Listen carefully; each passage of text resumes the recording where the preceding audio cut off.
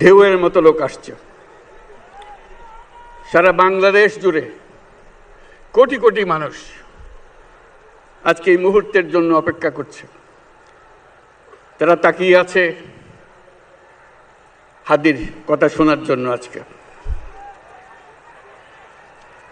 বিদেশে যারা আছে বাংলাদেশি, এই মুহূর্তে তারাও হাদির কথা জানতে চায়।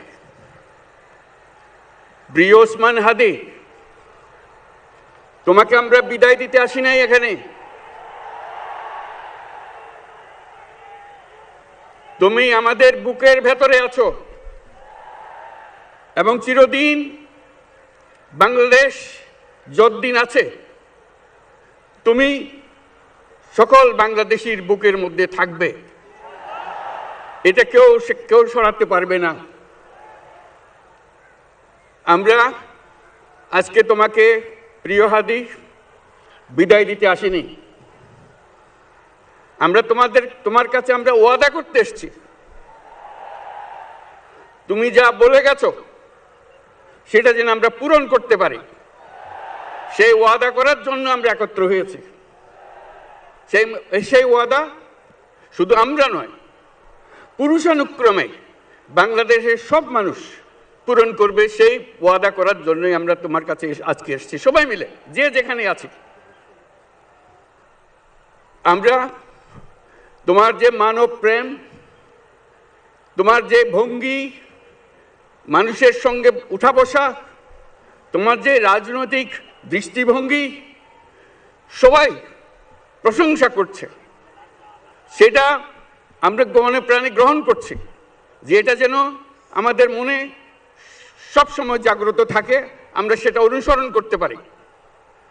তুমি আমাদেরকে এমন এক মন্ত্র কানে দিয়ে গেছো, সেই মন্ত্র বাংলাদেশের কেউ কোনোদিন ভুলতে পারবে না এবং এই মন্ত্র চিরদিন আমাদের কানে বাজতে থাকবে।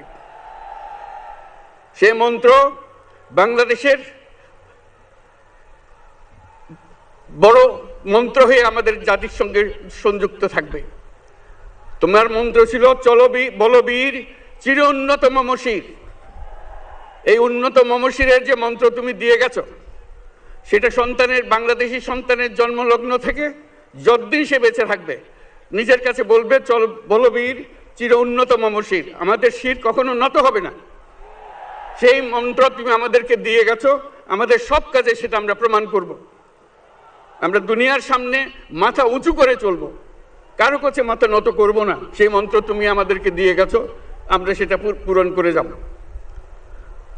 প্রিয় হাদি, তুমি নির্বাচনে অংশগ্রহণ করতে চেয়েছিলে এবং সেই নির্বাচনে অংশগ্রহণ করতে গিয়ে নির্বাচন কিভাবে করতে হয় তারও একটা প্রক্রিয়া জানিয়ে গেছে আমাদেরকে। সেই প্রক্রিয়া যেন আমরা সবাই মিলে গ্রহণ করি, যে কিভাবে প্রচারণা কার্য চালাতে হয়, কিভাবে মানুষের কাছে যেতে হয়, কিভাবে মানুষকে কষ্ট না দিয়ে তার বক্তব্য প্রকাশ করতে হয়, কিভাবে বিনীতভাবে মানুষের কাছে আসতে হয়, সব কিছু তুমি শিক্ষা দিয়ে গেছো। আমরা এই শিক্ষা গ্রহণ করলাম, আমরা এই শিক্ষা চালু করতে চাই। আমরা সবাই আমাদের জীবনে আমাদের রাজনীতিকে এই পর্যায়ে নিয়ে আসতে চাই, যাতে হাদি আমাদের জীবনে স্পষ্টভাবে জাগ্রত থাকে। হাদি, তুমি হারিয়ে যাবে না, তুমি কোনোদিন কেউ তোমাকে ভুলতে পারবে না। তুমি যুগ যুগ ধরে আমাদের সঙ্গে থাকবে, আমাদেরকে তোমার মন্ত্র পুনঃ পুনঃ মনে করিয়ে দেবে, আমরা তোমাকে মনে করিয়ে দেব চলবীর উন্নত মমশির। আমরা সেই মন্ত্র নিয়ে আজকে সামনের পথে এগিয়ে যাব। তোমাকে আমাদের সবার পক্ষ থেকে তোমার সঙ্গে ওয়াদা করলাম, আজকে তোমাকে আল্লাহর হাতে আমানত রেখে গেলাম।